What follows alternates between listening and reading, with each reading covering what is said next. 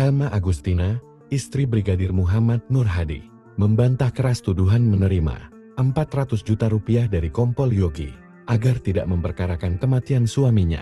Ia menegaskan tidak pernah melihat uang itu dan menyebut tuduhan tersebut sebagai fitnah kejam saat dirinya masih berduka dan baru melahirkan anak kedua. Nur Hadi ditemukan tewas di kolam Villa Gili Trawangan saat ikut atasannya, Kompol Yogi dan Ebla Haris, dalam acara pribadi. Elma mengaku, suaminya sempat melakukan video call dalam kondisi sehat sebelum kabar duka datang. Keluarga menyebut Nur Hadi bukan tipe pemabuk atau pengguna narkoba, justru menduga adanya paksaan atau kekerasan.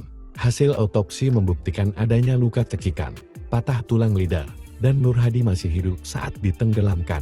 Polda NTB mengungkap ada 1 jam krusial yang hilang dari rekaman CCTV. 3 tersangka telah ditetapkan, termasuk 2 atasan Nur Hadi dan seorang perempuan inisial N.